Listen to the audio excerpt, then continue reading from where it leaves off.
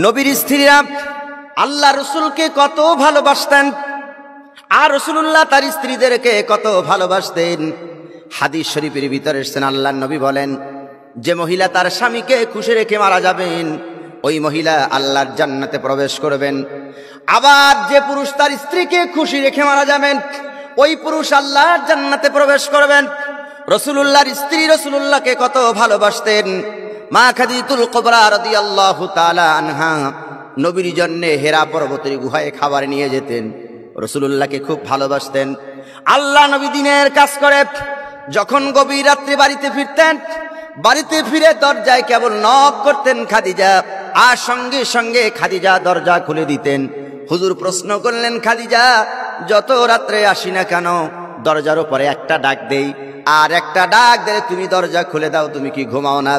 খাদিজা বলি, ইয়া রাসূলুল্লাহ, ইয়া হাবিবাল্লাহ, আমার মনের ভিতরে ভয় হয় আল্লাহ রসুল দিনের খেদমতে বাহিরে আছেন, আর দরজার পরে সে যদি খাদিজা বলে ডাকাডাকি করেন, আমি খাদিজা যদি ঘুমায় আরাম করতে থাকি আর রাসূলুল্লাহ যদি ডাকতে থাকে, আমি যদি ডাকে সাড়া না দিতে পারি তাহলে হুজুরের সাথে বেয়াদবি হয়ে যাবে।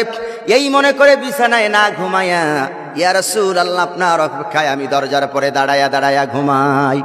এই খাদিজাতুল কুবরা রাদিয়াল্লাহু তাআলা আনহা যেদিন ইন্তেকাল করবেন, মার্জে মাত্তাল অবস্থায় তিনি পড়ে আছেন।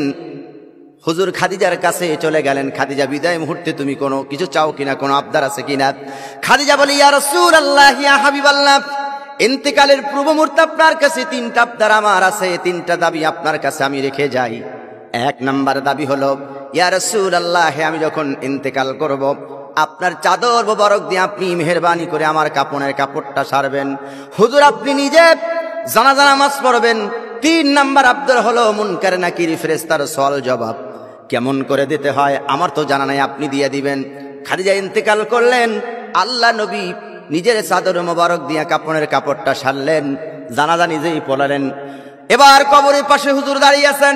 সাহাবায়ে কিরামদেরকে ডেকে বললেন, ও সাহাবায়ে কিরাম, তোমরা সবাই চলে যাও, আমি আমার খাদিজার জন্য এখানে অপেক্ষা করব। খাদিজার কবরের পাশে দাঁড়ায় রাসূলুল্লাহ কাঁদতেছেন। হযরতে জিবরাইলকে আল্লাহ পাক বলে, যাও জিবরাইল, দেখো আমার নবীকে সালাম করো, খাদিজার জন্য কেমন করে রাসূলুল্লাহ কাঁদতেছে। বলে দাও কিয়ামত পর্যন্ত মুনকার নাকির ফেরেশতারা খাদিজাকে প্রশ্ন করবে না, রাসূলুল্লাহকে বাড়িতে চলে যেতে বলো। সম্মানিত মা ও বোনেরা, আল্লাহ নবীকে এত স্ত্রীরা ভালোবাসতেন, স্ত্রীরাও রাসূলুল্লাহকে খুব ভালোবাসতেন। যতদিন পর্যন্ত খাদিজাতুল কুবরা রাদিয়াল্লাহু তাআলা আনহা জীবিত ছিলেন, রাসূলুল্লাহ একটা বিবাহ করেন নাই।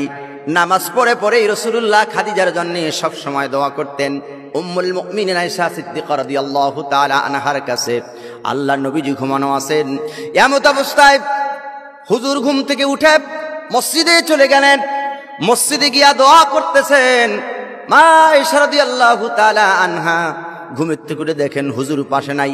কোথায় গেল এই গভীর রাত্রে হুজুর? মা আয়েশা খুঁজতে খুঁজতে মসজিদে নববীর কাছে চলে গেলেন।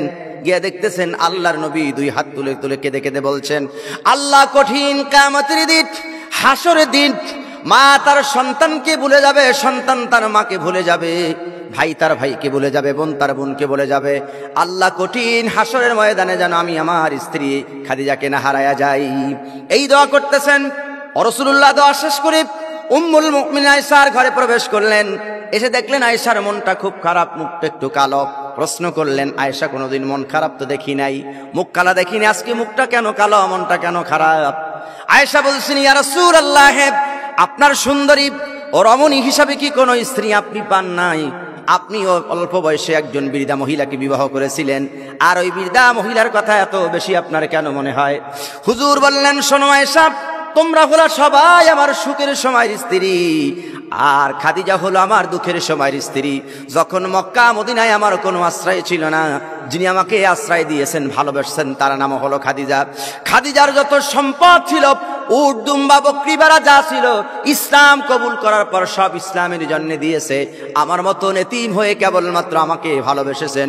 সুতরাং আমি আমার খাদিজাকে ভুলতে পারি না। খাদিজা আমার জন্য সব কিছু করেছেন, সেই জন্য খাদিজার কথা আমার বারে বারে মনে হয়। হযরত আয়েশা আল্লাহ রাসূলের পায়ের উপরে পড়ে গেলেন আর বললেন, ইয়া রাসূলুল্লাহ, ইয়া হাবিবাল্লাহ, আপনি মেহেরবানি করে আমার গোস্তাকি মাফ করে দেন, আমার বেয়াদবিকে মাফ করে দেন, আর খাদিজা সম্পর্কে আপনি আমাকে রাসূলুল্লাহ কিছু শুনান। সুবহানাল্লাহ।